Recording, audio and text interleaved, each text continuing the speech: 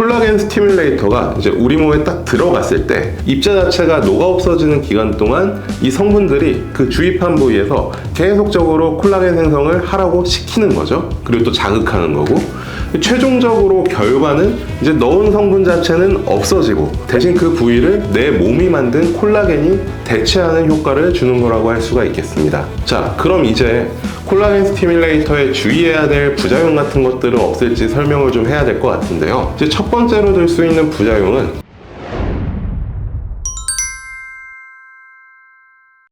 안녕하세요. 저는 성형외과 전문의 한마름 원장입니다. 자, 요즘은 필러 외에도 꺼진 부분이나 혹은 주름을 채워줘서 볼륨을 줄 수 있는 제품들이 굉장히 많이 나와 있는데요. 그 중에 한 그룹이 이제 콜라겐 스티뮬레이터라고 하는 제품군들이 있거든요. 이제 뭐 스컬트라, 뭐 주베룩, 거기에 이제 울트라콜까지 포함해 볼 수가 있을 것 같은데요.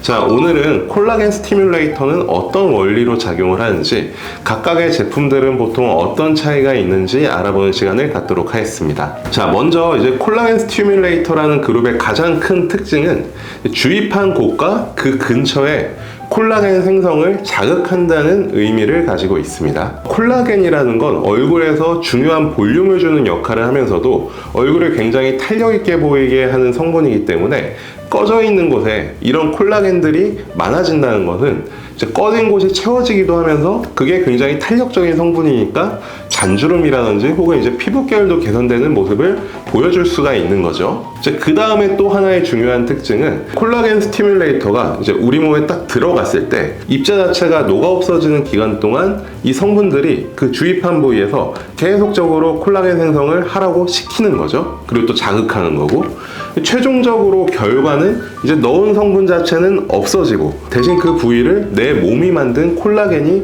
대체하는 효과를 주는 거라고 할 수가 있겠습니다.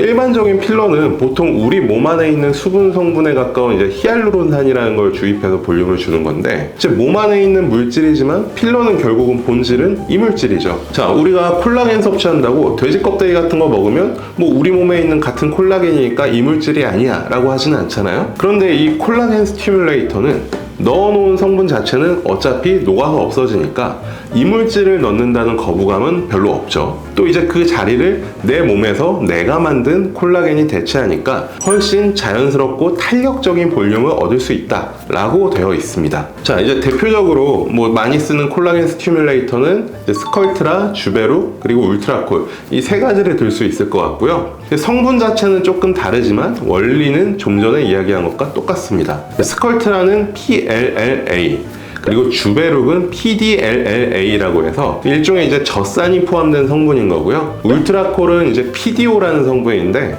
이건 이제 보통 수술해서 몸 안에 쓰는 녹는실 성분과 같은 겁니다. 보통 이제 녹는실 같은 경우에도 6개월에 걸쳐서 녹아 없어지거든요.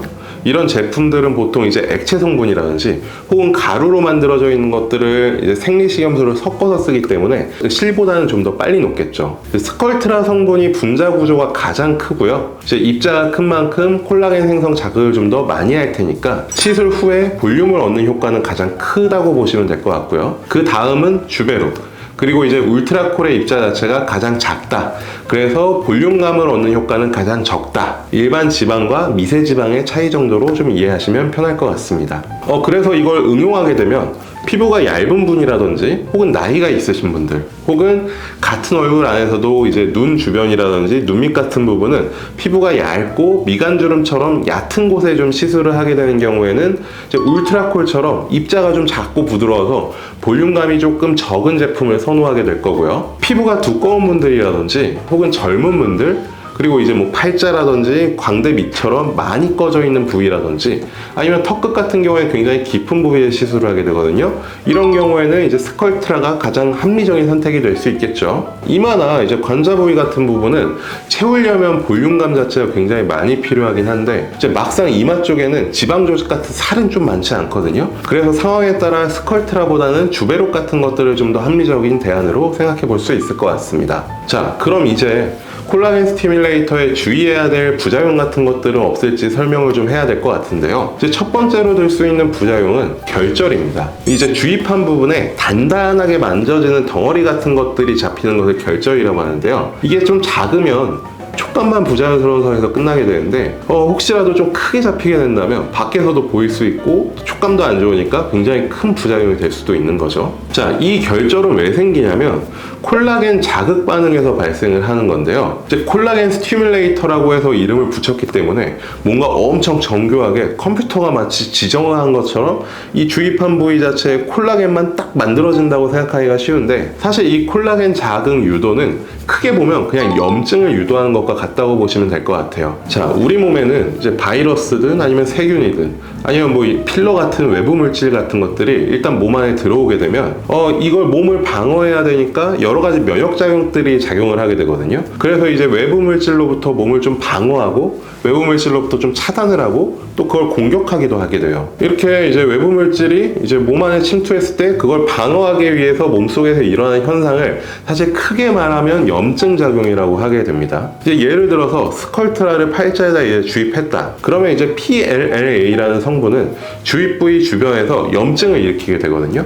대신 주입한 분이 내가 느끼거나 혹은 인식하지 못할 정도로 정도가 굉장히 낮은, 엄청나게 낮은 염증인 거죠. 이제 피부에 생기는 여드름이나 뾰루지처럼 뭐 아프고 막 붉어지고 고름이 나오는 염증이 아니라 그냥 주입된 부위 안에서 굉장히 조용하고 서서하게 염증을 일으켜서 이걸 통해서 콜라겐 섬유를 생성을 하도록 만든 거거든요. 자, 근데 사람마다 면역체계가 엄청나게 강한 사람도 있고 약한 사람도 있을 거고요. 또 알러지 반응처럼 어떤 성분 하나에만 굉장히 큰 반응을 일으키는 사람이 있는가 하면 반응이 없는 사람도 있겠죠. 이런 면역체계의 다양성 때문에 콜라겐 스티뮬레이터가 들어갔을 때 좀 더 과한 염증 반응을 일으키게 되면 오히려 콜라겐이 생각보다 너무 많이 생기기도 하거든요. 이제 이런 것들이 똘똘 뭉쳐져서 만져지는 게 딱 결절이라고 보시면 돼요. 이제 뭐 논문 같은 경우에는 뭐 한 400명 중에 1명꼴로 생긴다고 되어 있고 뭐 이 정도면 크게 걱정할 수치는 아니라고 보긴 하지만 그래도 1000명 중에 2명 정도는 생길 수 있는 부작용이다 라고 보시면 될 것 같고요. 자, 두 번째로는 사실 이게 가장 중요한 부작용, 사실 부작용이라기보다는 시술 받는 분들이 알고 계셔야 할 점인데, 이제 면역 반응이 워낙 사람마다 다양한 정도로 일어나기 때문에 스컬트라든 주베룩이든 어떤 울트라콜이든 이제 내 몸에 들어갔을 때 이 성분이 막상 내 몸의 콜라겐 생성을 얼만큼 자극할지가 알기가 사실 어렵다는 데 있거든요. 쉽게 얘기하면 콜라겐 스티뮬레이터를 주입했을 때 얼만큼 볼륨이 딱 좋아질지 예측이 안 된다는 겁니다. 자, 지방 이식이라든지 혹은 이제 히알루론산 필러 같은 경우에는 사실 평균적으로 이제 시술 직후보다 자연스러워졌을 때 어느 정도 모양이 나오는지 의사마다 살짝 차이는 있지만 거의 예측을 할 수가 있습니다. 많은 경험을 통해서 생기는 것도 있지만 이제 평균적인 뭐 생착률이라든지 아니면 필러가 주는 볼륨이 굉장히 일정하기 때문에 볼륨감을 좀 더 준다 혹은 이제 뭐 자연스럽게 한다 이런 개념들이 생기는 거예요. 어쨌든 의사로서 0점 조절이 된다는 거죠. 근데 제가 보기에는 콜라겐 스티뮬레이터는 이제 지방 이식이나 혹은 이제 히알루론산 필러에 비해서 이런 정량적인 볼륨 예측이 아직까지는 잘 되지는 않는 것 같습니다. 자, 이런 성분들이 사실 런칭한 지 얼마 되지 않아서 생기는 문제일 수도 있지만 사실 제품이 주입되고 콜라겐 섬유로 대체하는 과정 자체가 굉장히 서서하게 몇 개월 동안 진행되기 때문에 꽤 오래 걸리는 문제도 있어서 이게 단시간에 의사들이 익숙해졌다고 해결될 문제는 사실 아닌 것처럼 보여요. 또 이제 시술 후에 과한 볼륨이 생겼다든지 혹은 모양에 어떤 문제가 생겼을 때를 가정을 해볼게요. 히알루론산 필러 같은 경우에는 사실 그냥 녹이는 성분을 넣어서 싹 녹여버리면 해결되는 간단한 문제일 수 있는데, 이제 콜라겐 스티뮬레이터의 경우에는 볼륨을 이루는 성분 자체가 콜라겐이기 때문에 분해 주사라는 것 자체가 별로 없거든요. 그래서 이제 문제가 생겼을 때 좀 대처하기 힘들 수가 있다. 그래서 이제 의사들은 결과적으로 과한 볼륨이 생기는 거에 대한 부담감이 있을 수밖에 없기 때문에 예측이 잘 안 되니까 소량씩 반복 시술을 하게 되는 경향을 갖게 되는 거죠. 이렇게 되면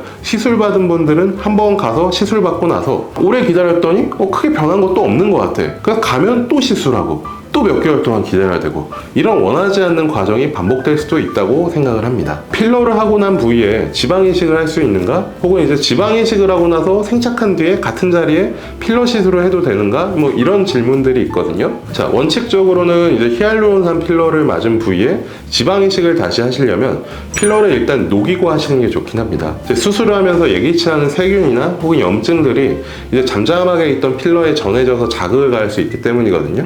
그러면 이제 이제 콜라겐 스티뮬레이터를 맞은 부위는 어떻게 해야 하나? 일단 먼저 주입된 성분이 녹을 때까지 최소한 한 6개월 정도는 기다렸다가 지방 이식을 하시는 게 좋을 것 같고요. 혹시라도 이제 만약에 결절이 있는 곳이라면 이 결절은 굉장히 단단해져 있기 때문에 그 부분에 지방 이식을 할 경우에는 조금 더 울퉁불퉁해질 수 있는 가능성도 있습니다. 이제 지방 이식을 하고 나서 충분히 생착된 상태라면 사실 필러를 그 위에 하는 데는 큰 문제는 없을 거고요. 물론 이 기간도 지방이 최소한 생착되고 안정된 상태인 한 두세 달 정도는 기다리셨다가 지방 이식 한 자리 위에 필러 시술을 하시는 게 좋다, 이렇게 말씀을 드릴 수 있을 것 같아요. 자, 오늘은 콜라겐 스티뮬레이터에 대해서 알아보는 시간을 가져보았고요. 혹시라도 궁금한 점이 있으시다면 댓글로 남겨주시면 직접 답을 드리도록 하겠습니다.